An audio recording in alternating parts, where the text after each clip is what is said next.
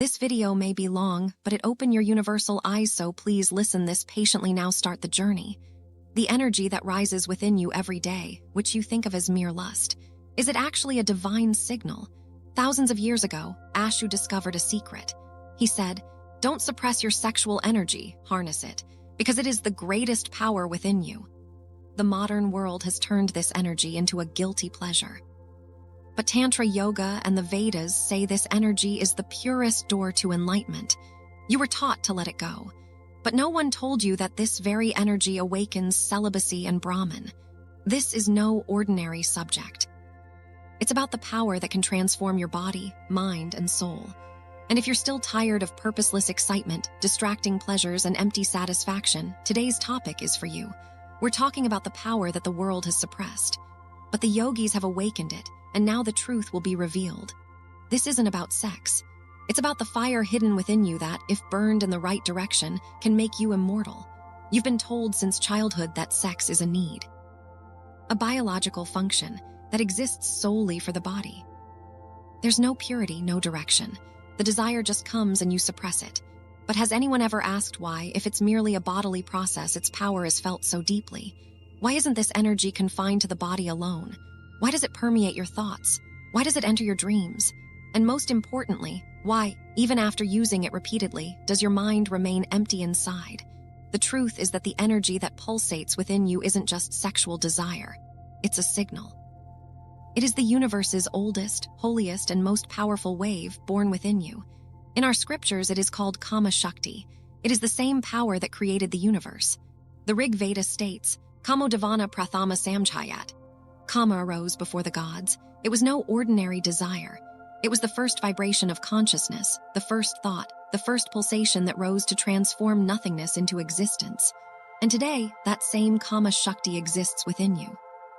But modern society has stopped recognizing this energy.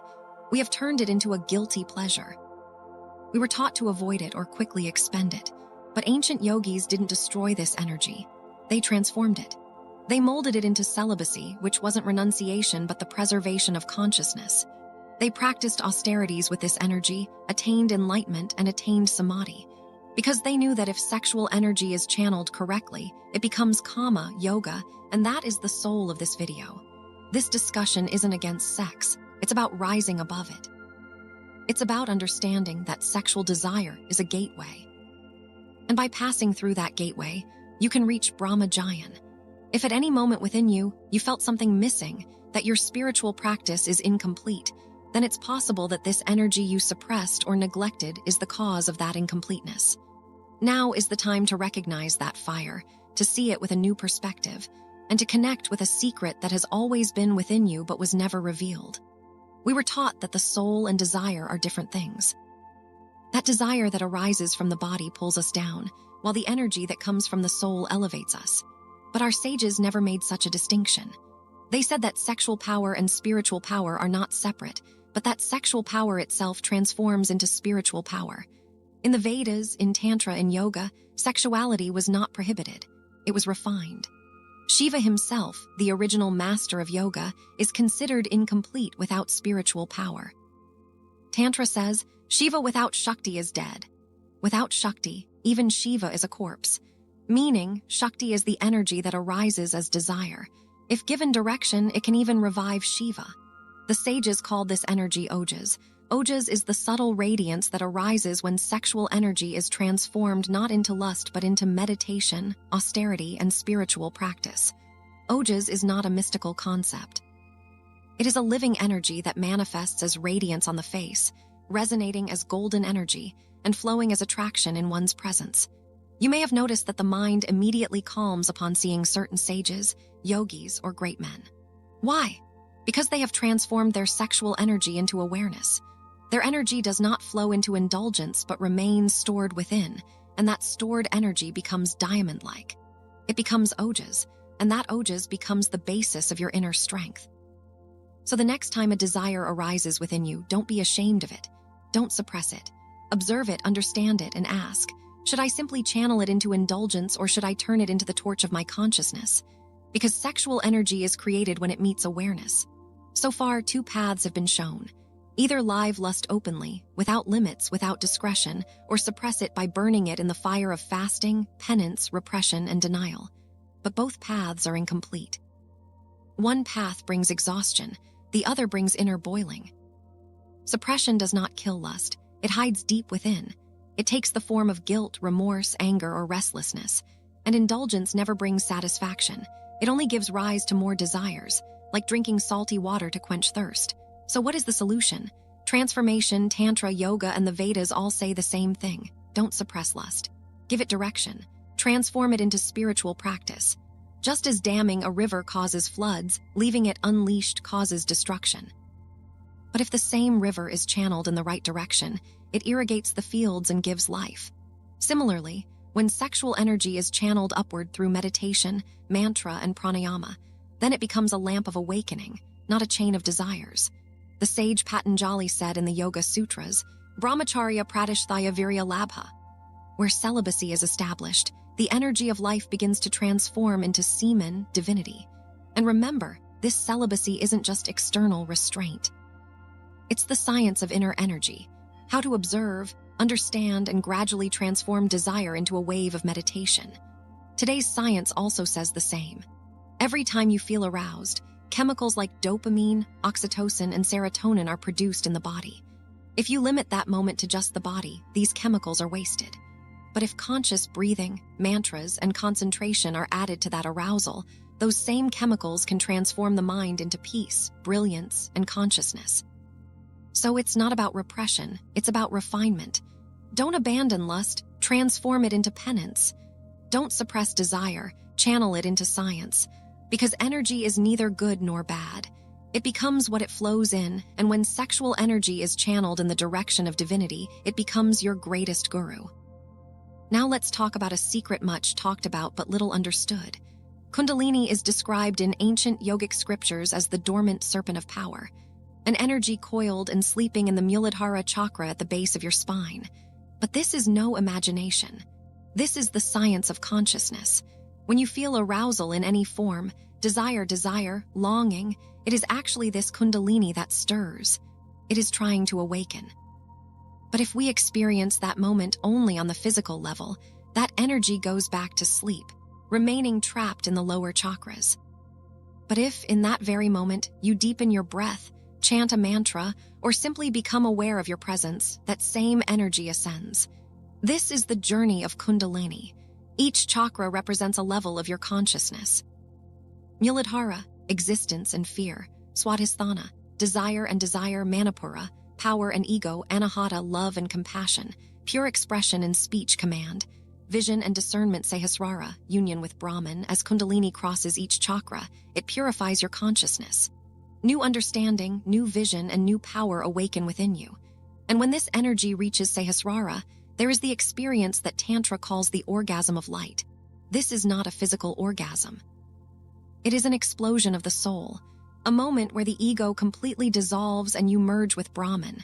This is called Sahaja Samadhi, Fana, the 3 states of Samadhi.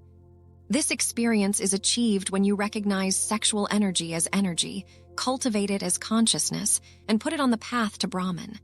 The practice of this is very clear in ancient texts.